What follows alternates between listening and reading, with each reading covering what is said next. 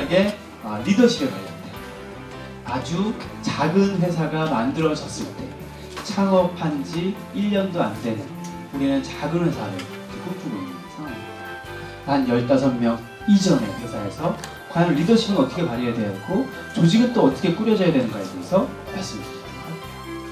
지금도 불확실성의 시대는 계속되고 있고요. 여러분들 앞으로 10년 후에도 똑같은 얘기를 들을 겁니다. 사실은 제 10년 전에도 똑같이 불확실성의 시대를 지나왔을 거로 유추할 수밖에 없어요. 근데 예전과 지금은 뭐가 다르냐? 작은 기업을 이제 쉽게 만들 수 있는 시기가 됐다는 거예요. 옛날에는 스타트업 한다는 거, 벤처를 한다는 게 되게 두려운 행위였어요. 하지만 불확실성이 한번 사회를 뒤흔들고 나니까 사람들은 어차피 불확실한 거 내가 하고 싶은 일 먼저 해보자 라는 사업의 기질을 갖고 있는 사람들이 사회로 뛰어드는 계기를 마련하죠. 그래서 사람들은 드림팀을 만들고 스타트업을 만들고 최근 들어서 2000년도 초반에 붐업이 한번 되죠.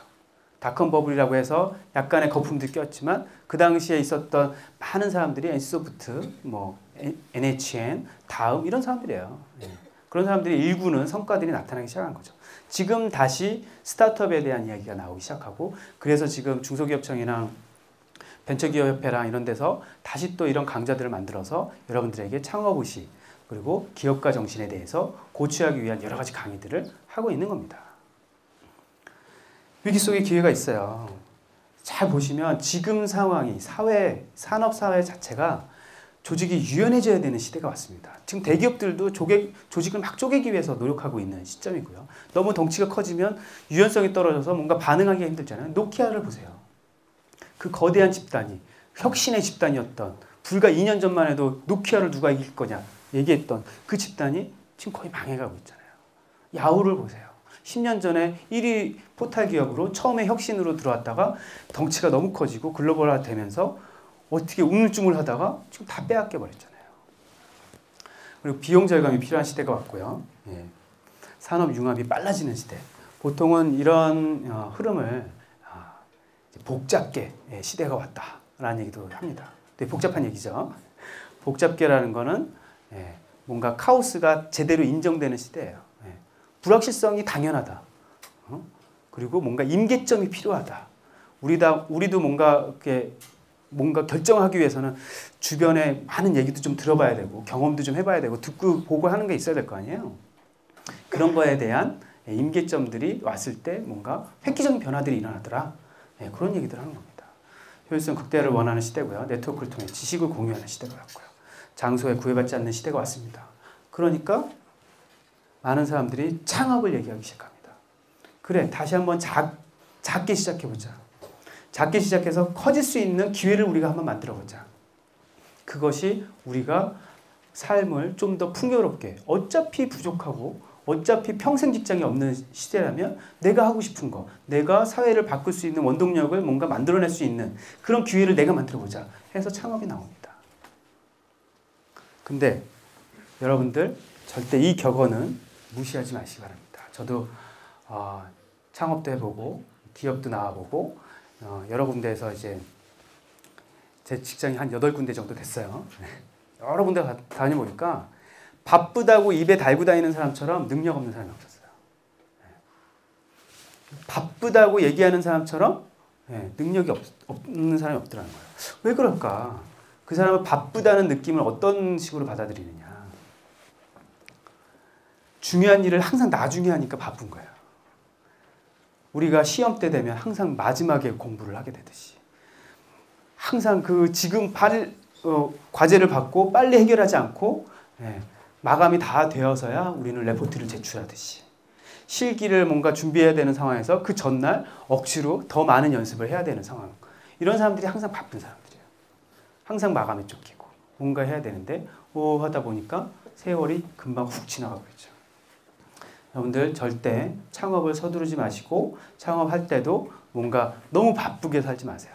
그리고 느긋하게 자기 시간을 갖고 이야기를 해보실 줄 알아야 됩니다. 일단 여러분들에게 창업을 하게 되면 리더가 되잖아요. 순식간에. 여러분 중에 과외도 해보신 적 있겠고 또는 어떤 조직에서 리더가 돼보신 적 있겠지만 리더라 함은 엉킨 실을 뒤에서 미는 게 아니라 앞에서 솔선수범해서 끌어당기는 사람이야죠. 그죠? 맞아요? 아니에요. 사람들은 항상 리더가 앞에서 끌어주길 바랍니다. 자, 어떻게 끌어줄 것인가? 그거에 대한 얘기가 오늘 이야기입니다. 여러분들이 창업을 준비하고 창업하는 사람과 팀을 이루고 그 사람들과 어떻게 이야기하고 어떻게 조직 생활하고 어떻게 조직을 꾸려나가고 어떻게 성공을 해야 되는지에 대해서 비전을 발견하고 이런 것들에 대한 이야기들이 오늘 이야기예요. 먼저 불평과 이별을 하세요. 네. 세상이 참 어렵습니다. 그죠? 창업을 해보세요. 돈부터 없어요. 창업을 해보세요. 사람부터 없어요. 아, 사회가 원래 이렇구나. 불평, 불만이 막 쌓여갑니다. 왜 나를 안 알아주지, 세상이? 이런 생각 들어요. 창업을 해서 뭔가 제품을 만들거나 서비스를 만들어서 일단 또 팔아보려고 합니다. 근데 내가 좋다고 생각하는 그것을 사람들이 인정해주지 않아요. 왜 사람들은 인정해주지 않지? 그러면서 막 불만은 쌓여가고 그 불만의 원인을 사회나 타인에게 돌리기 시작합니다. 그러면 자기 혁신은 끝나는 거예요. 스티브 잡스는 항상 자기 혁신에 강한 사람이었죠. 그 사람은 큰 실수를 몇 개 합니다. 그죠? 그래서 적자 회사를 어마어마한 적자 회사를 만들어버리는 우를 범하기도 하고요.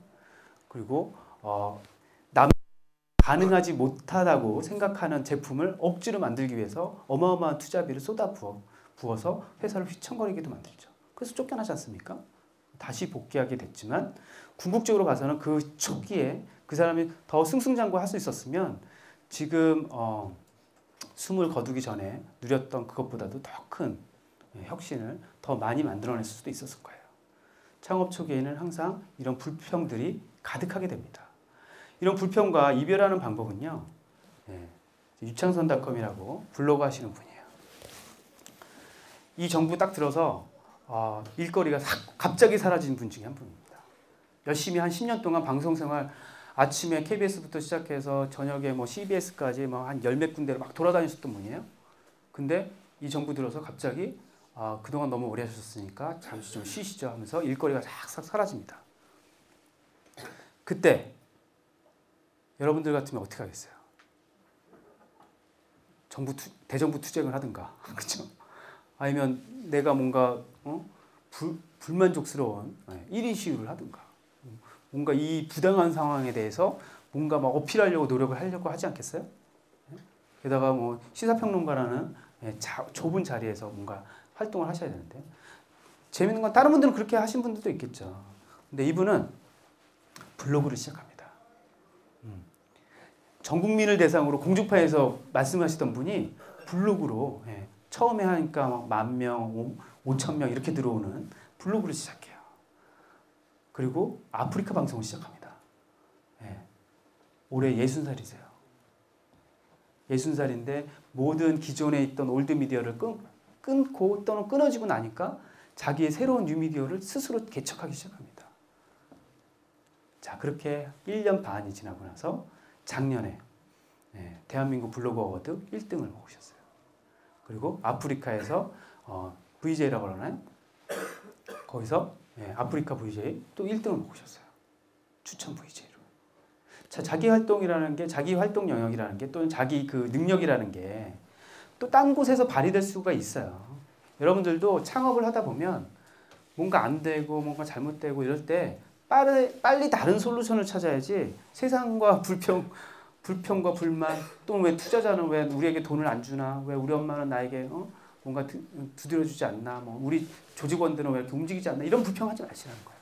솔루션을 빨리 찾아야 된다. 불평하기 전에. 또 하나, 작은 조직일수록 우리 소위 말하는 뿜빠이 정신이 있습니다. 나눠 갖길 바라요. 그죠? 그러려고 또 창업하는 것도 있습니다. 3명, 2명에서 창업을 하거나, 공동 창업자들은 보통 2명에서 3명 또는 4명까지도 창업을 하는 상황이죠. 근데 이 문제는 권력까지도 이제 나눠가는 거예요. 책임도 나눠갖고 의무도 나눠가는 상황이 벌어집니다. 이게 딱딱 구분되지 않고 서로 똑같이 나누다 보니까 의견 충돌이 반드시 생기거든요. 반드시 6개월 안에 의견 충돌할 시기가 찾아와요. 그때 우리가 갖고 있는 권한과 책임과 의무감이 똑같기 때문에 서로 틀어지게 됩니다. 왜냐하면 누군가의 결정에 따라야 되는데 서로 의견이 충돌되면 좌초될 수가 있어요. 그래서 처음부터 여러분들이 조직을 만들 때는 무엇을 나눌 것인지, 무엇을 어떻게 나눌 것인지, 얼마만큼 비율로 나눌 것인지, 리더에게는 어느 정도까지의 책임이 부여될 것인지, 중요한 결정이 있을 때, 첨예한 결정 사항이 있을 때 누구에게 모든 결정권을 위임할 것인지를 판단을 해야 돼요. 지금 공동창업자로 시작한 여러 회사들이 사실은 그렇게 역할 분담을 해놨기 때문에 지금까지 이어져 왔던 겁니다. 저도 이제 공동대표로 있지만 저는 바깥에서 이런 활동을 하고 바깥에서 영업을 하고 또는 바깥에서 비즈니스를 하고 여러 가지 활동들을 하고요. 안쪽에 있는 우리 그 공동대표는 안쪽에서 프로젝트 관리하고 조직원 관리하고 회계나 경영 관리를 한단 말이죠. 근데 제가 거기서 막 간섭하고 또 바깥에 있는 저에게 또 다른 공동창업자가 간섭하고 그러면 서로 애매해지는 상황입니다. 자, 그런 것들을 막기 위해서는 창업 초기부터 조직이 처음에 꾸려졌을 때부터 서로 얼마만큼의 지분이 있는지를 명확하게 하고 가야 된다라는 겁니다. 이거는 반드시 기억하시기 바라요. 여러분들이 같은 친구끼리 공동창업을 하면 딱 절반의 N방의 정신 3분의 1 막 이런 식으로 가면 나중에 투자받기도 힘들고요. 또는 뭐 여러 가지 상황에 있어서 M&A 될 때도 힘듭니다. 배분할 때도 힘들고요. 그런 부분들도 감안하시기 바라요.